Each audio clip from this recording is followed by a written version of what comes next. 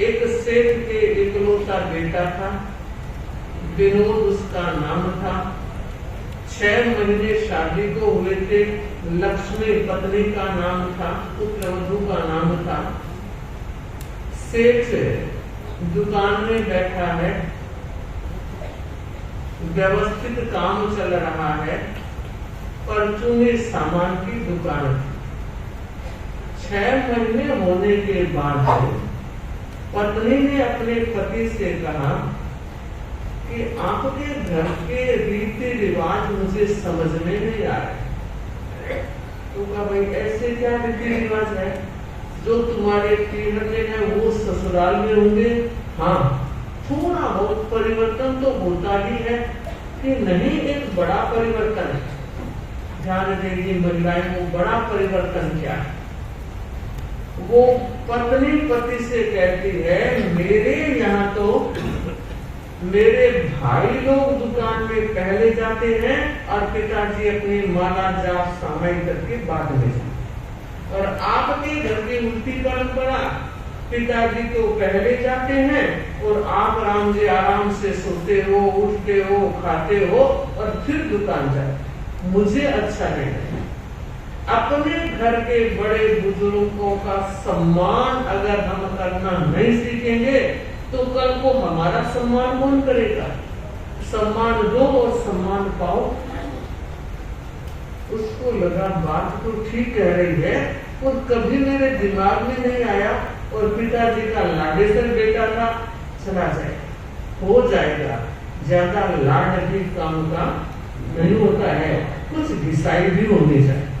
सीधा आप गद्दी पर बिठा देते हो उसमें, और घिसाई करके बिठाने में बहुत बड़ा अंतर रहता है। एक अलग अनुभव हो। विनोद ने लक्ष्मी से कहा, बस कल मैं जरूर जाऊंगा। और पिताश्री को कहा, पिताश्री अब कल से दुकान मैं खोलूंगा, आप अपना माला सामाई पूजा पाठ जो आपको करना है पहले करो। आप नाश्ता करके दुकान में आ जाओगे, तब मैं जाऊंगा नाश्ते के लिए। तो कहा, रे बेटे यह बात किसने कही? तो कहा, आपके पुत्र वधू। सेठ ने हाथ जोड़ते हुए उस पुत्र वधू के माँ बाप को धन्यवाद दिया और कहा कि ऐसी बहुएं हर घर में आनी चाहिए जो अपने सास ससुर के परमार्थ का इतना ध्यान रखे। स्वास्थ्य का ध्यान रखने वाली मिल जाएगी, रिश्तों का ध्यान रखने वाली मिल जाएगी, मगर धर्म दलाली करने वाली बहुएं कहाँ मिलेगी? परंतु क्रम प्रारंभ हो गया और मात्र 5-7 दिन हुए थे। एक दिन एक पंडित जो रोज गंगा में स्नान करने के लिए जाता था और वहां 90 मिनट सूर्य उपासना करता। वो पंडित कैसा? किसी का एक बार चेहरा देख लेता ठीक से और वो बता देता था कि तुम्हारी मौत कब होने। और आज तक जो उसने बताया सब सच निकला। कहते हैं उस पंडित से मिलने के लिए कतार बंद लोग खड़े रहते थे, समय लेना पड़ता था, तब जाकर कोई मुलाकात। वो पंडित जा रहा था, अचानक उसकी नजर विनोद पर पड़ी। विनोद अपनी दुकान बचा रहा था, छोटे छोटे डिब्बे होते हैं परचून सामान के सेट कर रहा। ठीक से 2 मिनट चेहरे को देखा, विनोद ने ध्यान नहीं, अपने काम में लगा हुआ था। वो गया। 1.5 घंटे के बाद जब वो पंडित वापस आ रहा है तो देखा दुकान में सेठ गद्दी पर बैठा। वो दुकान पर चढ़ा और जैसे ही पंडित को देखा, सेठ हल्का बक्का हाथ जोड़ता है, कहता, पंडित जी पधारो। अरे पंडित जी, आज तो बड़ा सौभाग्यशाली हूँ मैं, स्वर्णिम दिनकर उदित हुआ है, आप मेरी दुकान में पधारे, क्या सेवा करें? कि नहीं, कोई सेवा कराने के लिए नहीं आया, एक बात बताने के लिए आया। मैं जानता हूँ वो बात मुझे बतानी चाहिए, ना भी बतानी चाहिए, लेकिन तुम्हारा भला बताने में है, इसलिए बता। बताओ पंडित जी कि अभी दुकान में तुम्हारे से पहले कौन बैठा था? मेरा बेटा था, इकलौता बेटा। तो कहा सेठ आज से 15वें दिन बेटे की मौत, कोई उपाय करना है तो कर ले। 15वें दिन मौत। सेठ ने तो अगली लाइन सुनी भी नहीं और कहते हैं जब बेटा आया, सेठ इतना उदास बैठा था। विनोद ने सोचा जो जलियान से जहाज सामान लेकर आ रहा था उसका कोई गड़बड़ का समाचार आ गया। और कहा पिताजी यूं सुस्त क्यों बैठे हो? माल ही तो गया है ना, अपन दोनों जिंदा और कमाएंगे। तब बेटे से कहा बेटा यही बात है, माल का कोई संदेश नहीं आया क्या? कि वो पंडित जी जिनकी हर बात सच होती है, उन्होंने कहा है 15वें दिन तेरी मौत। देखिए विनोद की दिलेरी। उसने कहा पिताजी मैं कितना भाग्यशाली हूँ, लोगों को तो पता ही नहीं चलता, मौत आ जाती है, मुझे 15 दिन मिले हैं। 15 दिन तो बहुत होते हैं काम करने वाले। और बंधु उन 15 दिनों में उसने अपने पिता की, अपनी माँ की और पत्नी की सारी भविष्य की व्यवस्था कर दी। और अब भी 4 दिन बाकी। पिता ने जब देखा कि मैंने बच्चे की योग्यता को पहचाना ही नहीं, खुला मौका दिया ही नहीं, कितना होनहार मेरा बेटा, मगर दिन रहे हैं 4। पिता के मन में आया और कहा बेटे तूने तो सारी व्यवस्था कर दी, वो तलपट दिखा दिया, अब तेरी कोई इच्छा है तो बता, मैं पूरी करूं। पिता की प्रकृति को जानता था, तो नहीं कोई खास बात नहीं, क्योंकि पिता ने उसकी शादी में भी बड़ा भोज नहीं दिया। एक छोटा सा भोज देकर यह कह दिया कि जब मेरे घर थाली बजेगी तो बड़ा भोज दूंगा। वो जानता था, आदत थी कि नहीं पिताजी कुछ भी इच्छा नहीं, कि नहीं कुछ तो बताना पड़ेगा। तो आप अगर पूछ रहे हैं तो मेरी एक इच्छा है, आज से 100 दिन मेरी मौत है, तो मैं ये चाहता हूं उस दिन अपने परिवार के, मेरे यार दोस्त ज्ञाति नाती जो भी दूर नजदीक के हैं, उन सारे लोगों को एक भोज दिया जाए और मैं सबसे मिलता जाऊं, सबको भोजन कराता हुआ जाऊं। तो पिता ने काउंट किया और कहा बेटे उसने 10 बोरी खांड चाहिए। बहुत सामान्य सा भोज होता था, हलवा, चने की दाल, चावल, पूरी, बस हो गया था। तो उसने कहा कोई खास बात नहीं पिताजी, आपने पूछा था मैंने बता दिया, आप दे। और बाप ने सोचा अगर भोज नहीं दूंगा, बेटा चला गया तो जिंदगी भर सिर पे भार रहेगा कि मैंने छोरे की एक बात को स्वीकार नहीं। आखिर बाप का दिल था, पिघल गया और तैयारी कर। बंधुओं, बेटे ने कहा पिताजी कोई बात नहीं, रहने दो, कि नहीं करूंगा तो सही। और बंधुओं भोज हुआ, बात यहां छोड़ी थी कि डाइजेशन पावर कैसा था। परिवार के 4 व्यक्तियों के सिवाय किसी को पता नहीं भोज क्यों।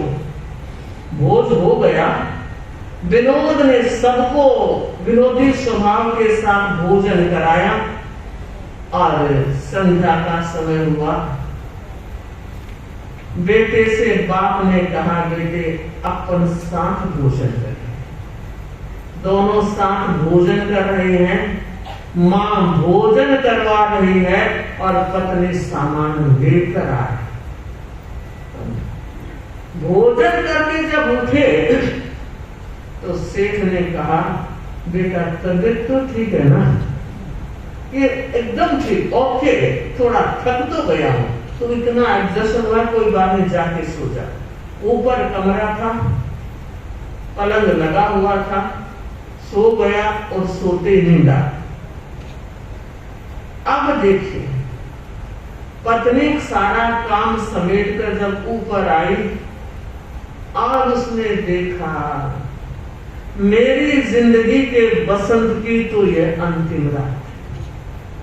प्रकृति के प्रांगण में फिर से बसंत खिलता है, मगर मेरी जिंदगी में दोबारा बसंत खिलने वाला है। जो बहार है, जो मधुमास है, और पति पत्नी के दोनों के बैठते हैं। क्या करना चाहिए?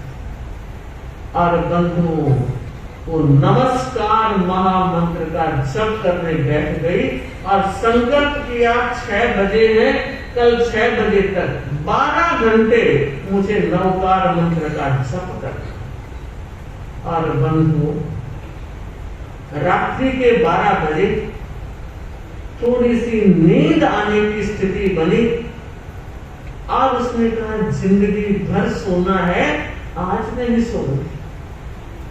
घड़ी खड़ी हो गई, 6 घंटे बैठे बैठे जब हुआ और 12 से 3 बजे तक 3 घंटे खड़े खड़े जब।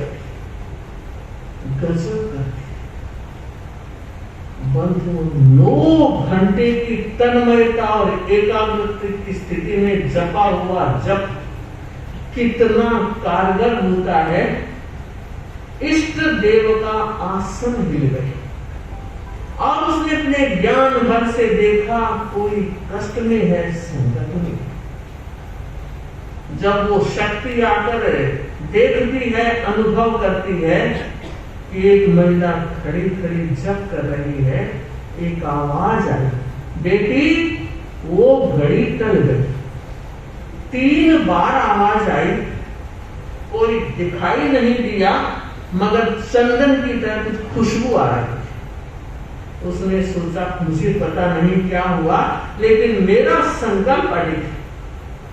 3 बजे बैठ गई, 6 बजे तक बैठे बैठे जप किया। और जैसे ही 6 बजे और पिता ने नीचे से आवाज दी, विनोद, अंगड़ाई लेकर उठा। अरे तू जिंदा है? पिताजी कुछ भी नहीं। और अब गुस्सा आया, हराम जादे, पंडित ने कितना खर्चा करा। और बंधु सीधा पुलिस थाने में गया, रपट दर्ज करा दी, धोखेधड़ी का केस। 2 पुलिस वाले सेठ जी के साथ पंडित जी के घर पहुंचे। पंडित जी बालकोनी में घूम रहे थे, नींद से मंजन कर रहे थे और देखा नीचे सेठ है और पुलिस वाले हैं।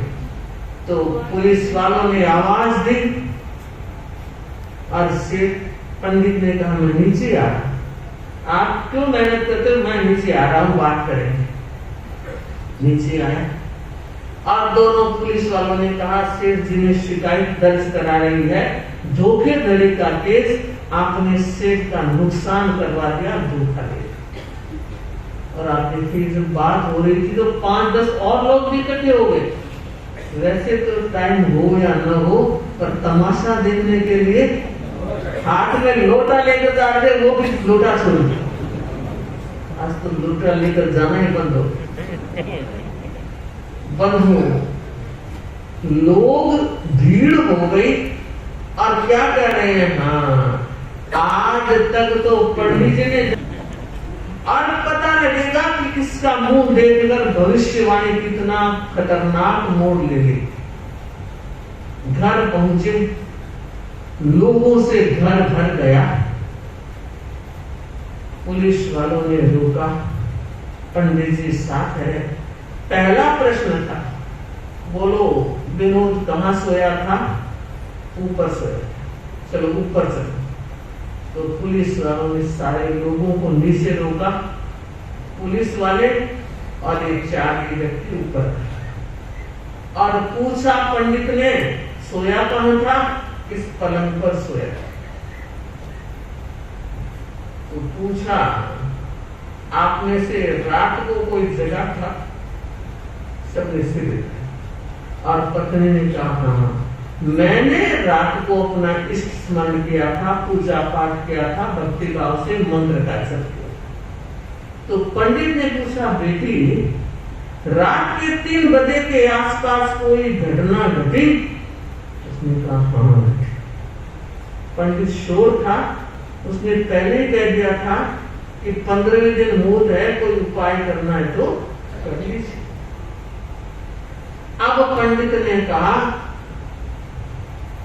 सेठ जी एक काम करो, एक बिस्तर उठाओ। मैं तो नहीं उठाऊंगा। तो सेठानी को कहा, आप उठाओ। कि मारा शरीर देखो, तो एक लोटे पानी जो उठा तो मेरा बिस्तर उठा पहुंचा। तो विनोद को कहा, तू उठा ले, अब तो मरे बन जाओ। अरे सारी रात जिस बिस्तर पर तूने बिता दी कि अब नहीं जाऊंगा। तो पुलिस वालों को कहा, एक काम करो, आप आ जाओ। अरे पंडित जी, खाम का हमें क्यों मरवा रहे हो? हमारा तो कोई लेना देना नहीं, हम उठाएंगे। तो कहा, बड़ा सा लठ लेकर आओ। बड़ी सी लाठी बांस की लकड़ी मंगाई और पंडित जी ने अपने हाथ से उस बिस्तर को उठाया तो नीचे काला नाग सर सर करके। और पंडित ने कहा, सेठ यह थी तेरे बेटे की मौत। आज रात को यह डंक लगाता और बेटा चला जाता। मैंने एक बात कही थी कि 15वें दिन बेटे की मौत है, कोई उपाय करना है तो कर लीजिए। उपाय किया इसकी पत्नी ने, तेरे बेटे की बहू ने। और उसी वजह से उस मंत्र जप से इस नागराज का मुंह बंद हो गया, क्लीज गया और ये डंक नहीं लगा सका। बंधु, मैं ये कहना चाहती हूँ, अनहोनी जप कर सके, अनहोनी जप कर सके, होनहार टल जाए। अनहोनी जप कर सके, होनहार टल जाए। ऐसे महामंत्र की कहूं कहे लग बात, ऐसे महामंत्र की कहूं कहे। बंधु, ऐसा मंत्र हमें उपलब्ध हुआ है, जरूरत है हम पढ़ें।